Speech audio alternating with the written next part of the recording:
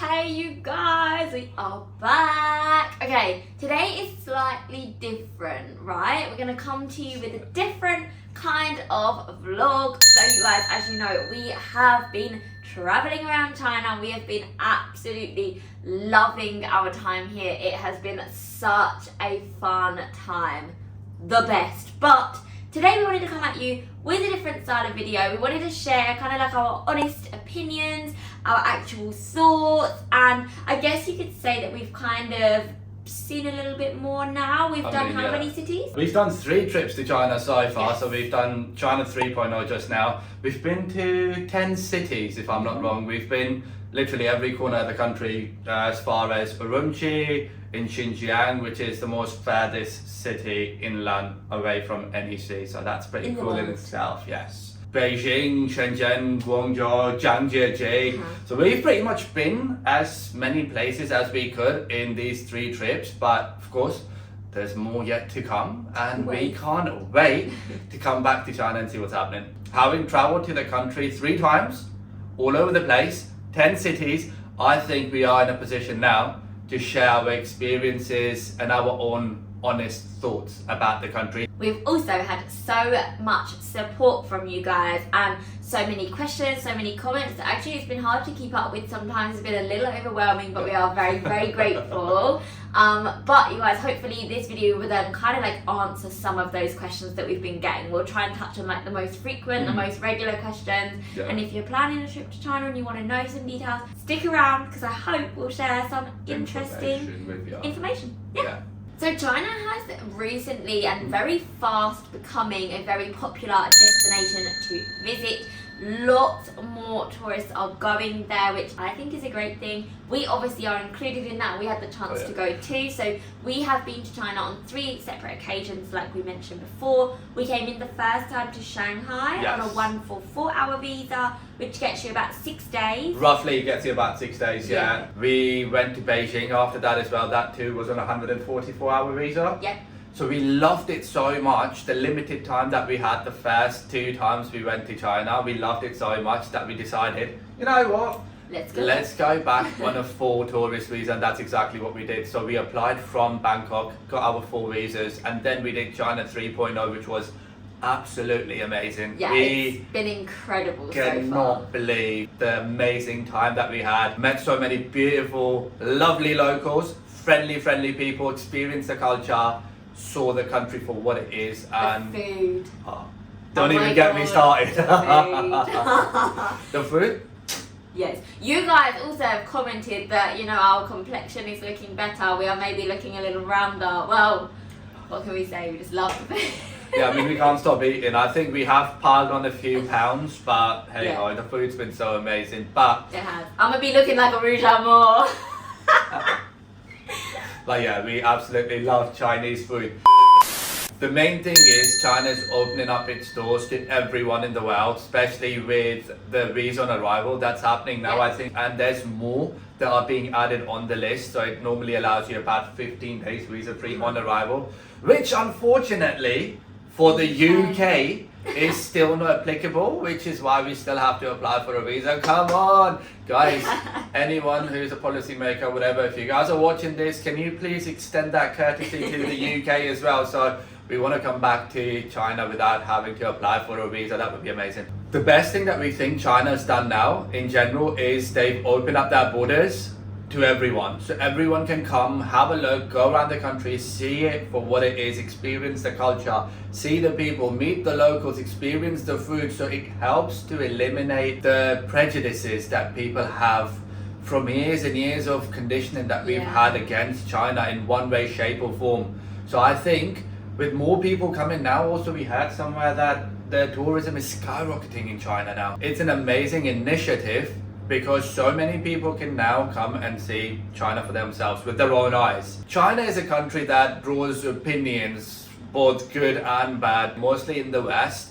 The way we are conditioned over there is that people don't really see China in a positive light because of various reasons. But us having been here 3 times, we don't really agree with that, because we've literally been everywhere with our cameras out. We've never been told off once. You know what? We went to Xinjiang. Never once were we accompanied by anyone. We stayed until even after midnight. Yeah.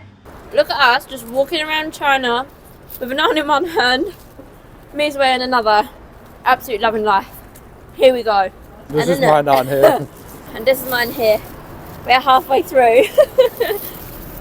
I wouldn't feel comfortable as a female walking around certain parts of London after dark, and I don't mind to say that, you know, there's multiple places like that. Safely navigated our way back to the hotel. I would say, don't judge a book by its cover. Don't believe everything that you hear. We're out here proving to you guys, debunking the myths, what people say about Xinjiang and Urumqi and whatnot. Felt absolutely safe, had the cameras out. Not once did we feel unsafe, not once were we told to put the cameras away, not once were we questioned by anyone. That's another one. Xinjiang is a very big topic of discussion in the West. So our experience has been very different to what is quite often what you get to hear portrayed in the Yeah, West. and I think that's probably the biggest lesson that like travel so far in the last 3 years has taught us, is that make your own opinions, Make your own mind make up. your own views, and Don't believe everything Yeah. that you hear or read in the media or the papers, Yeah. because that could be from someone's point of view.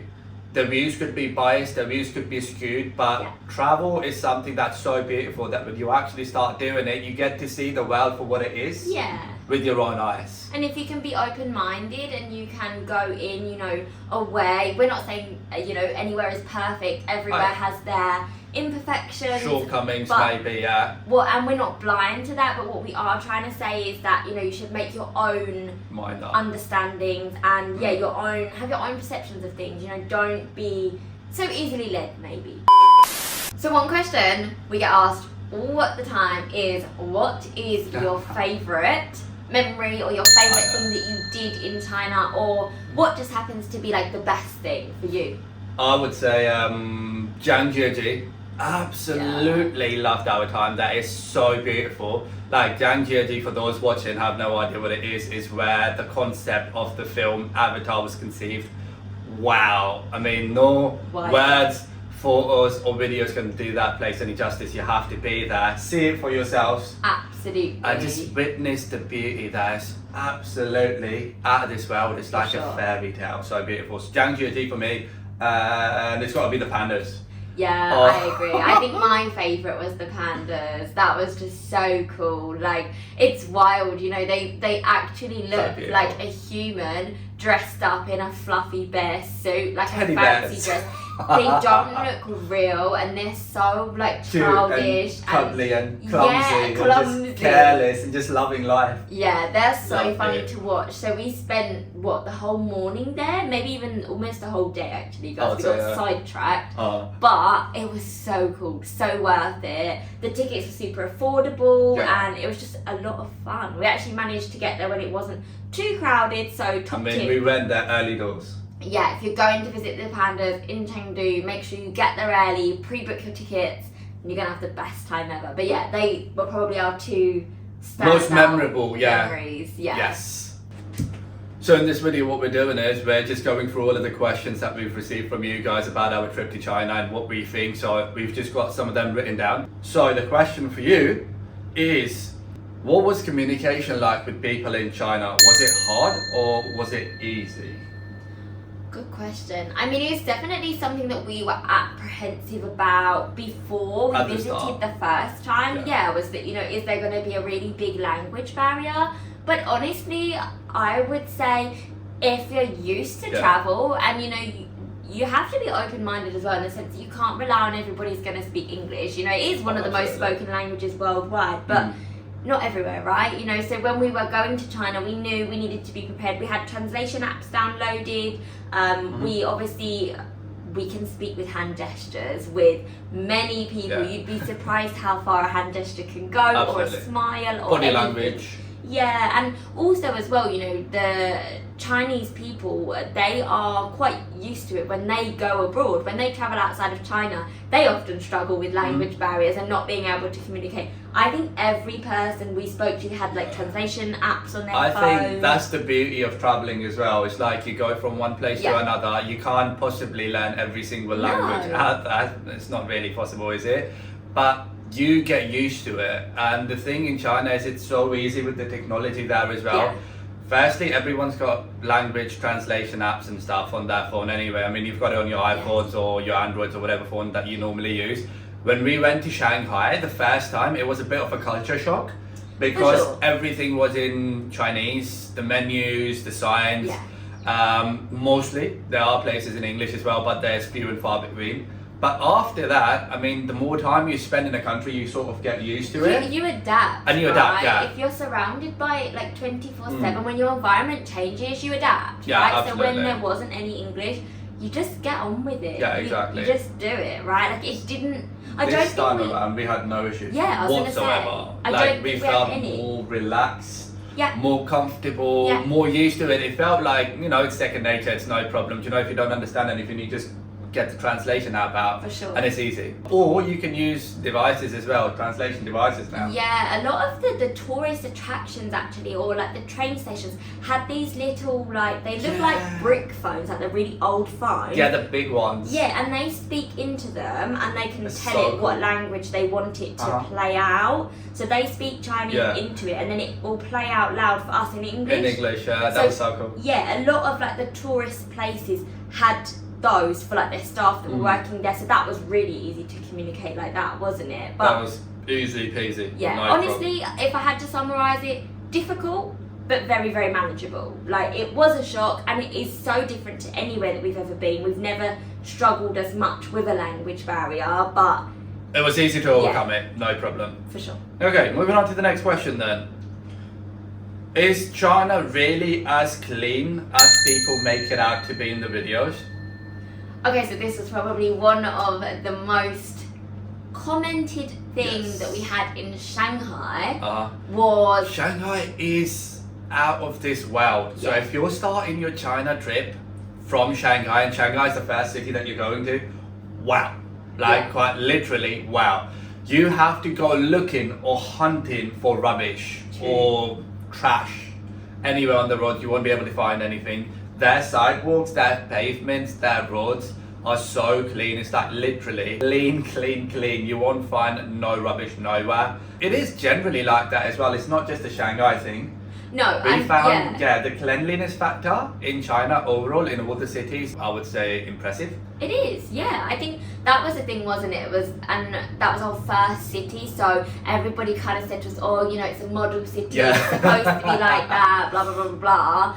And whilst I would probably agree with that to a degree, you know, it is like, it's one of their best cities, it's one of their top tier cities. You do want to make a good first impression, right? Absolutely, as with any other country in the world, right? You all have cities that you want every foreigner who's coming over to your country to have a first good impression of it. And that's Shanghai, I think, for China. Yeah. But then again, when we went to Beijing and then the other cities after on our China 3.0, it's literally the cleanliness factor and how pristine places are, the upkeep and the maintenance is literally exemplary. Like, we've been to a lot of countries and China, if it's not the best, is on par with some of the cleanest countries that you can actually come up with. I would agree, to be honest, yeah. I mean, the upkeep literally is top notch. Obviously, not every country in the world is perfect, no one is, so mostly it has been positives. There have been a few negatives. We'll get to that in a minute. But full transparency, you know, we like to see ourselves as quite positive people. And objective as well. Like we like seeing things in a positive light, but at the same time we like being realistic as well. Yeah. And very objective. So we'll give you reasons for how we think what we think. So talking about things that we don't typically love, I would have to say that the smoking kind of shocked me a little bit. We're obviously non-smokers, so I think that it's a lot more noticeable when you don't smoke, and it was honestly, it was quite a lot. It was Chinese love to smoke. Yes. I don't know Everywhere. if it's like an older thing or a younger thing. It might to be a us, it felt generational like, thing. yeah, I would say it was quite social as well. So for example, like hotels smell of smoke quite a lot, and it's still a thing to have smoking rooms in hotels. Yeah, Which we found that a bit surprising Yeah. because in the West, in Europe especially, you can't really smoke indoors no more it's been banned for a while. since 2007 in the UK. Yeah. So I'm not exactly sure about the other countries, but indoors you can't really smoke. That is a thing in China. Yeah, It's basically everywhere, like it is. So- Restaurants, trains. trains was the worst. Not the bullet trains though, not the high-speed rail. So we got to travel on the green train, the slower Yeah. one, and people can apparently smoke on that. So that was a bit Yeah. surprising. But the minute people come off of the train on the platform at train stations, it's a pretty regular sight. Like you Yeah. would see people having a cigarette there. Shopping malls in bathrooms. Yeah. And it's pretty common. So like the smell of smoke is pretty much everywhere. Yeah. But then again, we heard that it's something that people are moving away from. So you guys can let us know, comment below. Is this something that people are giving up? Yeah. How are the trends? Are they changing? But for us, that's one thing that we didn't really like. And I guess that's just personal preference, right? We're non-smokers, so maybe Yeah, the it's smell of something cigarette we gets to us. notice. Yeah. But yeah, that would be the one thing, or quite The negative. yeah. Yeah, it's the number of people that smoke in China. It's like a lot and it's everywhere. Yeah. All right, the next question. Are we ready for the next question then? Oh, really? Drum roll. Da, da, da, da. So much for the drum roll. Okay, so how affordable do you find China from public transport to everyday food? So how affordable do you find China from public transport to everyday food? Good question. I would say that again, coming to China the first time, we were a little apprehensive on the prices of things. You know, the information online is not super clear, and it's also not really very up to date.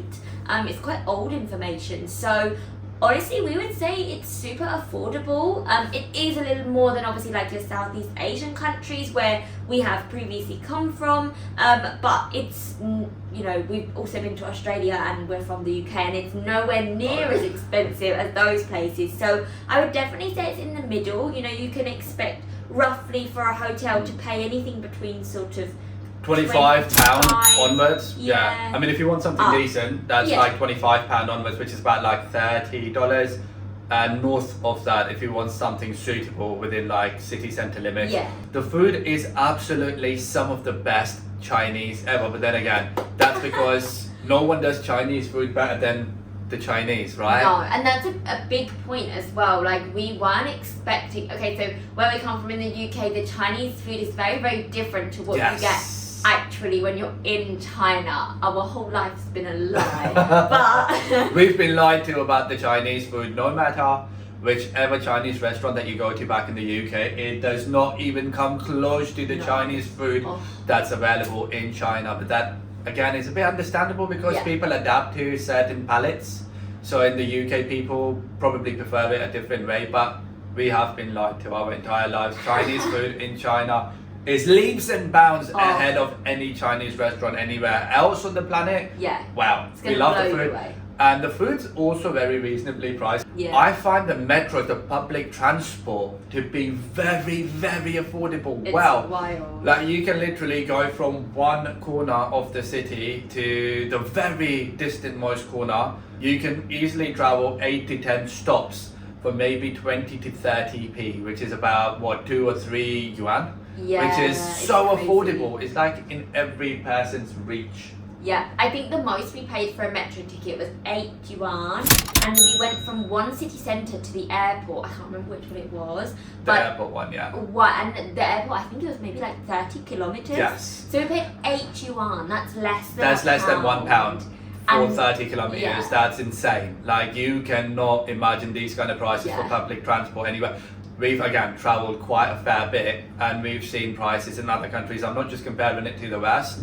Here in the region as well, in Southeast Asia, it's not exactly as cheap as it is in China. So I think No, I think the public transport in China is Very really affordable. affordable. Yes. But also, so was like taxis as well. I was Wow, surprised yeah. if you want to take a taxi. and they're It's, so cool. yeah, it's not gonna rip you. Yeah, it's not gonna rip you off, and they're pretty cool. They're really, really good taxis as well. So Didi is a heaven sent. Like Yes. literally, it is so convenient and it's so cheap. In some cases, in some cities, it made more sense taking taxis than trains. Yeah, yeah, But which the, is wild. the taxis that turn up are so cool as well. Like they are some of the best EVs out there as Yeah. well. Like the electric vehicle game in China is on another level. Like the one in Jiangji. If you guys ain't watched that vlog so That's far, so go ahead, cool. check it out. Wow. Like it was all moonroof, beautiful, so affordable at the same time. So as far as affordability and prices of commodities, the services, everything's in easy reach. At least in our opinion, it was very, very affordable. So Alipay is usually, I mean, I think the Alipay that you guys use in China to the Alipay that we have is a bit different because the one that we have is for international tourists. Yeah. So it comes in English, whereas WeChat is Doesn't. partly English, but mostly Chinese. So I think they don't have the tourist friendly WeChat. So in our opinion, a suggestion that we would give, maybe we are not using the options properly, so you guys can let us know. Yeah. But I don't think WeChat is as foreigner friendly as Alipay, so it makes it slightly harder to book tickets, especially like Panda Research Base. It had to be done through WeChat. So Yeah, and if you don't have a Chinese mobile number as well, you're gonna struggle. So, like for example, we shared obviously one SIM card. We didn't need two. So if there was things like sometimes I couldn't do things on my phone because I don't have a Chinese number to put in to enter, so it wouldn't take you through to like the booking stages or things like that. So that's something just to be aware of. If you're coming and you're just gonna use like a pocket Wi-Fi or something, or you're just gonna a little dongle hotspot or something whatever, like that, then yeah. maybe that's you're gonna struggle a little. But it wasn't anything dramatic. But yeah, I feel like sometimes, especially at the tourist attractions, the user friendliness could be improved a little. yeah, We feel. overall Alipay, absolutely amazing. WeChat, if it could slightly be tweaked to English a little bit, that'd be amazing. Yeah. The one thing, the absolute one thing that still baffles me to this day about China is every single thing, from the smallest, minutest little thing to the biggest thing, can be paid, obviously digitally, no problem. You can't buy phone SIMs at the airport, like with Alipay Yeah. or WeChat. It has to be cash. So I have no idea. I'm none the wiser, so you guys can let us know what's the reason behind that. Like, why is it that everywhere, 99.999% of the places, except Alipay, digital pays, whatever you want to call them, but not the phone companies at the airport, because it's always been Yeah. cash. So that's another one. So Yeah. that's for you guys to let us know. But while we're on the subject of money as well, Alipay and WeChat is very, very useful for you to have. I would even say a must if you're traveling to China. But cash is also accepted. We had zero issues Yeah. with cash being accepted. It is still legal tender. Exactly. So So lots of you guys said, you know, you shouldn't have a problem using cash. No, and and we didn't. So we had zero issues anywhere with cash, no problem everywhere, and anywhere that we went, everyone was more than happy to take cash. There were people who hadn't seen cash in a while, and nobody turned us away, so it was alright. So this time, we had the luxury of spending more time in the country, and what we've been fed in the West, it couldn't be further from the truth, because the people that we met were some of the friendliest people. If you ask anyone in China for help with the directions, not only would they give you directions, if they could, they'd take you by the hand and Yeah. take you all the way to where you want to go. That's how helpful and friendly we've experienced people over there. yeah, we were So- walked to the metro Yes. station. We were walked to a bus stop. We were walked to rent our hanfu in Xi'an as well, because people yeah. honestly, they are so friendly, and they Some will of go the most above helpful. and beyond, to Yeah. help you. So if you're stuck, don't be scared, don't be nervous, just ask. You know, half of the time we couldn't communicate directly, but we got our translates out and we were all absolutely fine. You know, they were so helpful on more than Multiple one occasions. occasion. Also about the country being an oppressive regime and people have no freedom of speech, or they can't really do anything and you're being monitored. Can I just say this? We've literally been everywhere in the country, to places like Xinjiang as well, that again is another popular place for various reasons, because it Pretty divides controversial. opinions. Not once were we ever approached by anyone asking us what we're doing with our cameras. Two foreigners just going around, not stopped once. We went everywhere. We had cameras out literally in every single city in China.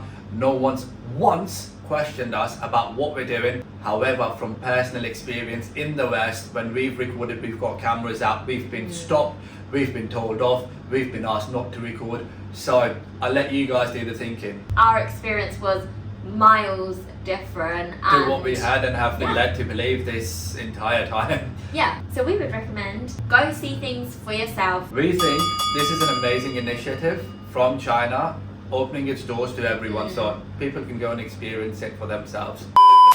Which leads us to the barrage of interesting comments on our YouTube videos. We've probably not really experienced this before. China's been a very It divides opinions, basically, Yes. put it that way. So it's been really strong. People have been very vocal about stuff.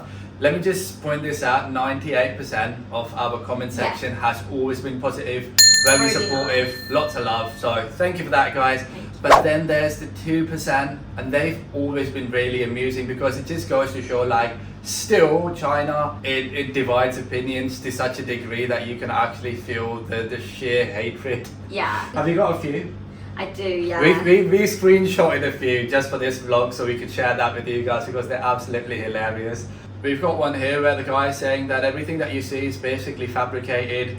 This is what the government wants you to see, and you are paid by the Chinese government. Please be honest and don't receive their money. Shame on you. Why would anyone want to pay anyone when literally the doors have been open to however many countries in the world, and that's over 50 visa on arrival, and it's open for everyone to come and see things for yourselves, form your own opinions. Do you guys hear yourselves? No, we have not been paid by anyone. This was probably the comment that we got the most on almost every single video, to the point where I actually got a little bit boring. Yeah. But yeah, this was the comment that we got. I think we got another one. They're walking around praising a repressive communist country, all while telling you how great it is that you can pay for everything digitally, not knowing that the CCP makes you pay for everything digitally, for the purpose of creating your own social credit score. Typical British clowns. I'm not sure what the obsession is with credit score, because credit score is something that Isn't that, is like, present globally? in the US, in the UK, I'm sure in other countries as well. I mean, that's how you normally get your credit cards, bank cards, car loans, mortgages. So not sure what the obsession is with the credit score in China more than any other country, but hey, thank you for your 2 cents. There's some more good ones as well. This one. This is just a paid promotion. I mean, again, we've not been paid. We would love to be paid, but we haven't received anything so far. So if you guys know, the ones commenting stuff like this, please let us know where we can go and sign up. We're We would clearly love to. still waiting for our check in the post, clearly, because it hasn't This reached is us yet. hilarious. But these are some of the comments that we wanted to share with you guys that people really come out with, and We're really open to like a healthy debate, right? Yeah. But be respectful, and sometimes I just feel, you know, a little bit of open-mindedness is Yeah. needed, you know, just to understand something else that might not be your norm is okay for somebody Exactly. else. And different places have different ways of operating, and what's right for you doesn't might necessarily not mean be it's right right for everybody somebody else. So- Exactly. The tourism in China can't make it any easier for all the naysayers out there. Like, if you guys have any concerns, you know what, travel to the country, see things for yourself and see what's happening in a world where you could be anything. Be Be kind. kind. You're welcome. So that leads us to our next point, the infrastructure in China. Some of the most amazing, impressive piece of engineering we've ever seen anywhere in the world. It's From wild. the high-speed trains to the tall skyscrapers. Wow. Yeah, The railway network in China is phenomenal. the best in the world. I It's would go as far as expensive. saying yes. Like, the high-speed rail coverage anywhere, like throughout the country, and the distances it covers Yeah, true. is literally insane. Wow. It just goes to show, right, that the country is so huge. You can take a flight from Xinjiang to Shanghai, and it's going to take you like, what, 5.5 hours, yeah. But you can also go on the train within the country, and you can reach one side to the other, and it will take you Probably when you add up like the time you have to wait at the airport, both sides, like before security and then pretty much, collecting your yeah, bags, it's got to be works the same time to take the train. So we did ourselves. We did Jiangxi to Guangzhou on the high-speed Yes. rail, and that's almost like 1,000 kilometers, if not more. And we covered the entire distance in like 4 hours and a bit. I think it's about 4.5 or 5 hours. Just That short is of 5 hours. that is yeah. amazing. Considering it's not a direct train, it does have stops along the way as well. So it started and it's stopping, and it still took us 4 hours and a bit to cover over 1,000 kilometers, which is impressive. Yeah. So smooth, so good. So that is something that we're absolutely super impressed with. The engineering as well. Jiangxi Jiangxi. blew our minds in more ways than one. I can't believe everything they have built on top of a mountain. Mountains, Tianmen like on the side of a Mountain. mountain as well. There's I mean, walkways, there's bridges on the side of a mountain. there's There's a Burger suspension. King on the top of a mountain. There we go. So you've literally got everything available. Like before we went to Jiangxi, we were thinking it would be in the middle of nowhere. It wouldn't have too many people about. It won't have no facilities, no services or anything. It was like so far the opposite to Yes, that. I like- mean, this was pre doing our research, of course. We did our research and found out it was honestly wild for somewhere that is quite remote. You know, it's quite like central and it is a little harder to reach. But When we say it was remote, wild. that city, by the way, still has a population of 1.5 million. wow. Which is That's crazy. insane. That's wild. Like even on the top of a mountain, your mobile works. Yeah. You don't get cut out. You've got your card still works, like your Your Alipay payment. and everything, yeah. So you've still got 5G towers up in the mountains. This is something most countries can only dream of. And you have the world's longest cable car in the mountains there as well. Jiangxi. Which is nuts.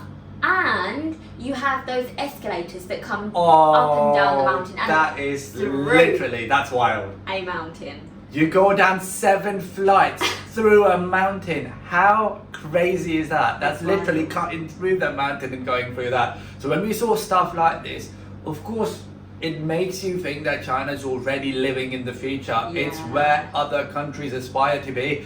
And when we say this, it's not because we're praising China. We're praising where they are now because of their hard work and where they are determined to get to in the future. So there's nothing wrong with that. It doesn't make us, China lovers more than we should be. We're just praising what we've we're seen. appreciating the good level of. Development, Yeah. the advancement that the country Yeah. has is amazing. Because when you think of mountains, right, you do not think of all of that. You just. The convenience. Yeah, you think of, sort of like smaller guest houses. Like it's not going to be No. as easy going to a mountain, put it that way. So Yeah.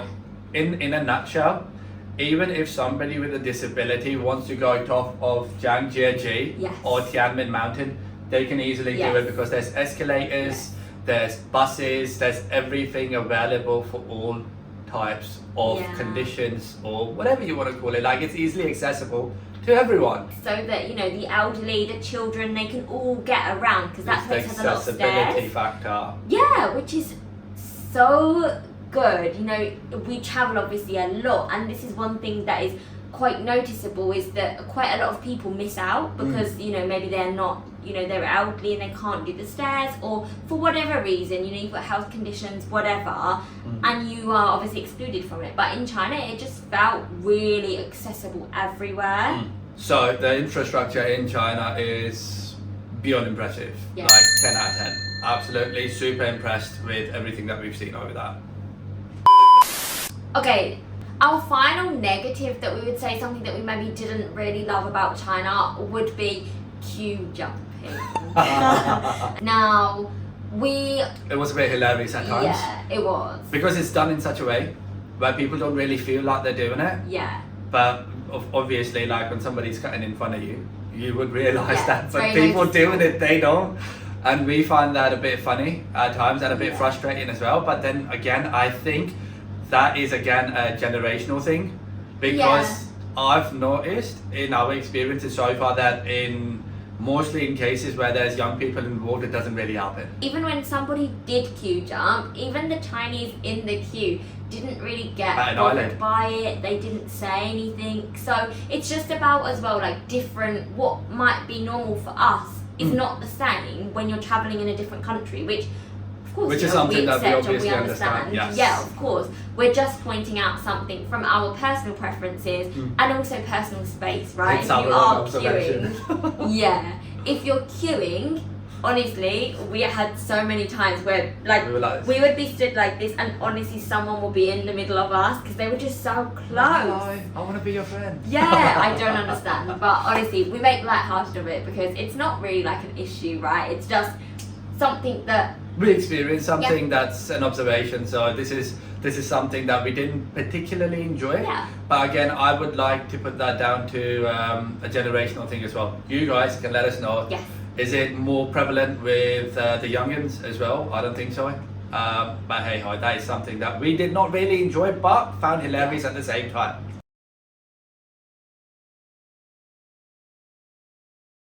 Which leads us to our very final question. Dun, dun, dun, dun. Is there going to be a China 4.0? Are we returning?